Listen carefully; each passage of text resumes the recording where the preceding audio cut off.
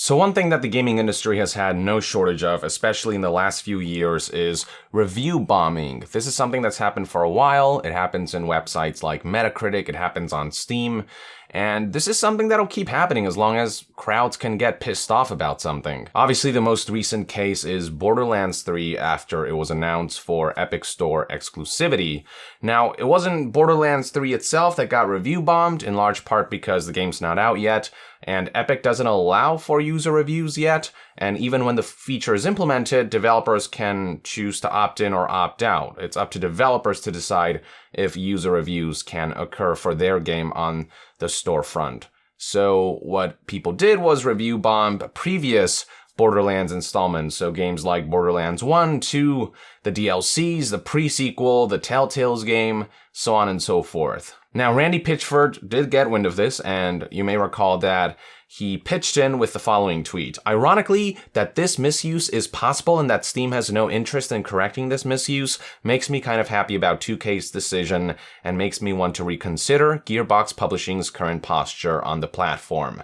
Now, the issue I have with this tweet is that Steam actually did take measures to correct this whole review bombing fiasco. As I discussed in my last video, they introduced a system where the review bombs are automatically flagged, and then that system then sends a signal to a team at Valve that something weird's going on. They look at the situation, determine if the reviews are sort of out of the ordinary, if they don't reflect the game's quality, if there are extraneous topics, and if that is the case, then those reviews are marked as off-topic. And when that happens, the reviews marked as off-topic don't just disappear, they're just sort of color-coded as white to show audiences that, hey, this is a weird period of reviews, and that bulk of reviews won't end up affecting a game's review score. Now, for consumers, you can still find those reviews if you're interested in reading them, and if you have a Steam account, you can adjust your settings so that these reviews are always shown, and so that these reviews do affect the score. I think it's a nice balance where consumers' ability to express whatever feedback they want is retained, while also respecting developers' wishes for the review scores that are displayed to your average Joe to be fair and actually represent the game's merits rather than topics like Epic Games Store exclusivity, which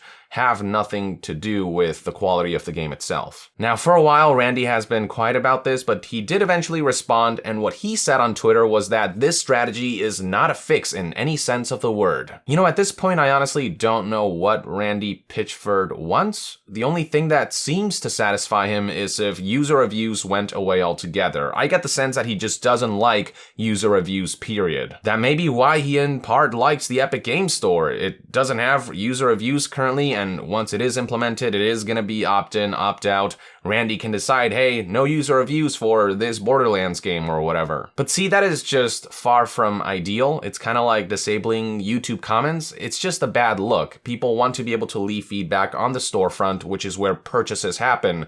So to disable that feature because you don't like it when your feelings get hurt, when there's a sizable crowd dissenting against your game because of something you did, or the way we should be tackling this is what Steam is doing, which is finding ways to mitigate these kinds of reviews rather than just nuking user reviews altogether. There are other developers who have weighed in as well, including Rami Ismail, who had this to say on Twitter. All previous Borderlands games getting review bombed over Take-Two's decision to publish on the Epic Games Store first is ridiculous. User reviews are slowly becoming less and less defensible as a measure of game quality, and platforms without them a safer bet for launch. The whole idea of review bombing a game's previous installments on the platform it is not launching on is definitely not a convincing argument for launching it on said platform.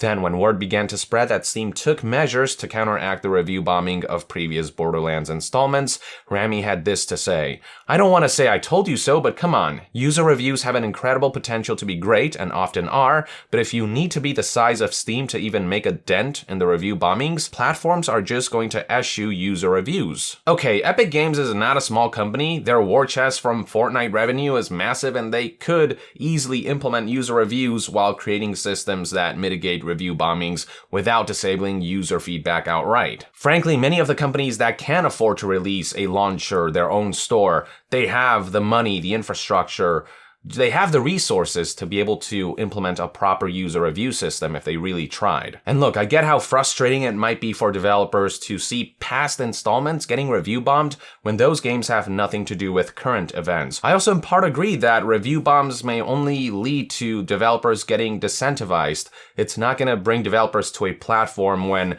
that platform allows for stuff like review bombs to happen. But again, Steam did take countermeasures to mitigate this. They are trying to experiment with systems to fight back.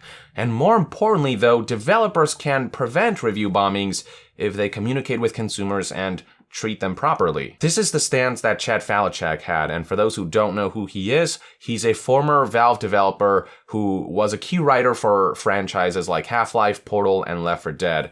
And he had the following counterpoint to make in agreeance with a lot of what consumers are saying. Counterpoint: review bombing is making it clearer and clearer that players have no effective means of communication with developers where they feel their voices will be heard, so they use the one avenue available to them. We can throw out reviews or we can fix communication.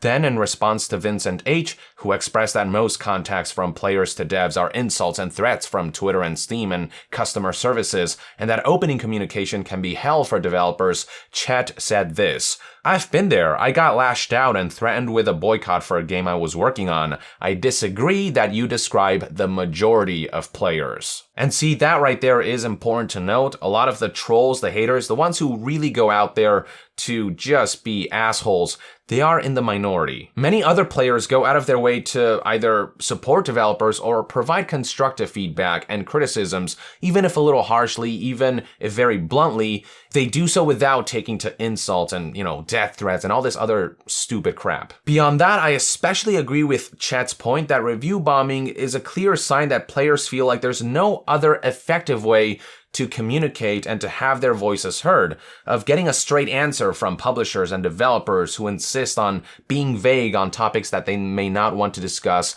out of fear that it's going to generate negative PR. When in reality, it is open honesty and communication that often leads to consumers understanding their circumstances and being receptive towards some of the things they might be doing. When Nintendo announced that Metroid Prime 4 had essentially started over again and that development for the game is still a long ways off, they did so in an honest way. They relayed to the audience information about what's going on behind the scenes. They said it just wasn't living up to our standards. We are now bringing in Retro Studios. We're trying to make this the best game possible. So please be patient. It sucks that the development's going to take so long, but this is all about making the best game possible. Other companies don't do this. I've witnessed AMAs, Ask Me Anything sessions, in which the developers only answer very specific questions, and when people bring up stuff like microtransactions, they won't be open about that. They'll either answer very vaguely or they just won't answer at all. Like there was that one time Jim Sterling went on Reddit to ask questions during a Battlefront 2 AMA, and he asked, were the loot boxes really necessary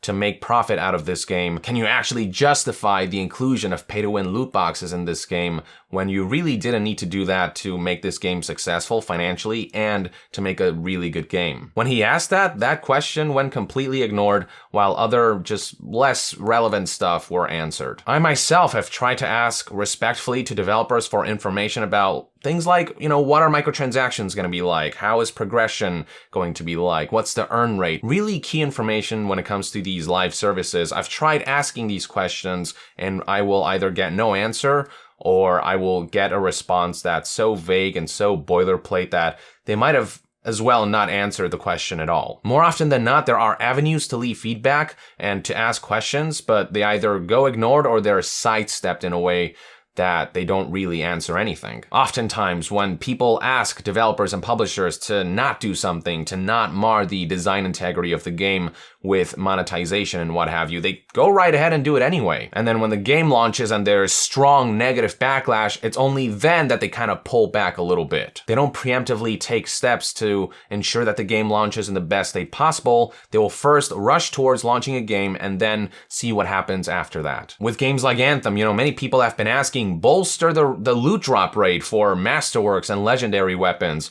And when that happened by accident, people were having fun with the game and they asked BioWare, don't undo this, retain this gameplay, quote unquote bug, retain this fun bug. But what did BioWare do? They just went right back and they essentially ignored the feedback that people have been giving them. In large part because Anthem wasn't designed to be fun. It was designed to engage players, to keep them playing for hundreds of hours, even if those hundreds of hours aren't really fun.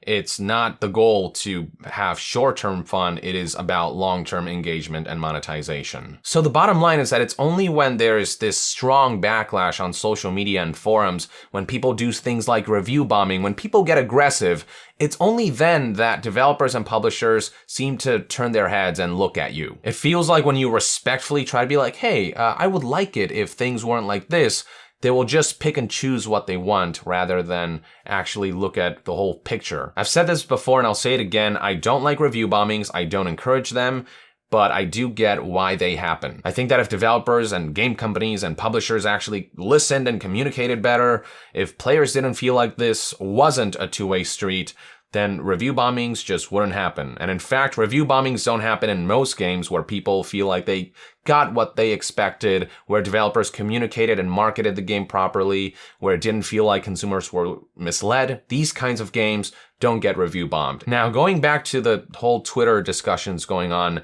Rami actually replied to Chet and he said this: "What are they getting hurt for, Chet? SJWs? Epic exclusivity? I can't remember the last major review bomb that was a failure of communication, and I feel communication is more direct than ever via Twitch and social media." So as I said before, yes, there are lines of communication, but developers pick and choose what they want. They throw out the stuff they don't want to address while addressing the stuff that will make them look good and what have you. Now, below that, various Twitter users have provided examples in which review bombs were in fact a failure of communication and that did yield results. One user, for example, pointed out this bug from Final Fantasy X and X-2 that remained there for like a month, and this bug involved basically the offline feature not being accessible. Players couldn't play this game offline, and it was only after review bombs began to happen that devs finally noticed and that this bug finally got patched. Another user pointed out the Grand Theft Auto 5 mod tool that got banned by Take-Two, and it wasn't until review bombs began to happen that Rockstar stepped in and undid everything. And then there's of course Star Wars Battlefront 2, which, didn't get review bombed on Steam and whatnot because it wasn't released on that platform, but it certainly got review bombed on sites like Metacritic, and before launch it was bombed across multiple outlets like forums, social media, news websites, what have you, and this all caused a loot box overhaul on EA's part. I highly doubt that politely asking EA to dispense with the pay-to-win loot boxes for Battlefront 2 would have done anything. It's that aggressive backlash that finally got them to listen. When aggression seems to be the thing that makes stuff happen, it's no wonder that while review bombings are far from ideal, they end up being the go-to for a lot of people when something isn't right, when they feel they've been betrayed or whatever. It's not rocket science why this kind of thing happens, and it's no rocket science preventing stuff like this from happening. For Borderlands 3, if the game had released on both Steam and Epic, not only would it still have made boatloads of money, not only would it have sold very successfully, we wouldn't even be having this conversation. It would be a win-win for everybody. Publishers would probably make a boatload of money because Borderlands 3 is gonna sell well. And from the looks of it, Borderlands 3 looks really good. A lot of people are excited for it. It's a win for developers.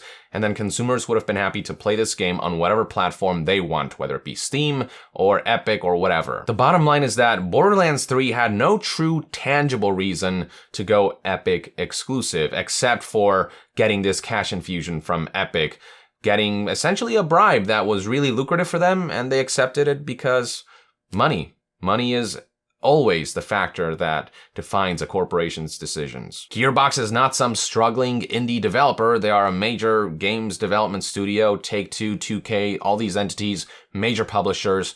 They could have gotten away with releasing Borderlands 3 on as many platforms as possible on both Steam and Epic. So yeah, all in all, I get that review bombings suck, but I'm glad that there are developers who understand the consumer side of things, who understand why this happens, who understand that the lapse of communication and transparency on the developers and publishers' part is what ultimately leads to these review bombs, and basically better communication will prevent this shit from happening. Consumers who feel neglected and or exploited will naturally return that in kind by, abusing the user review system and making noise that way. to get developers' attention because they feel like this is the only way to do it. Otherwise, nothing's gonna happen. There's nothing that's gonna yield. These are one man's thoughts and opinions anyway. I'd love to hear what your take is on what Chet Falachek had to say about review bombings and the responses and conversations around that in the comments below. With that, I would like to end this news update and discussion video. Thank you for tuning in. To be further updated on all things gaming news, reviews, and discussions, stay tuned right here on Yong Yeah. I'll see you guys next time. Yong out.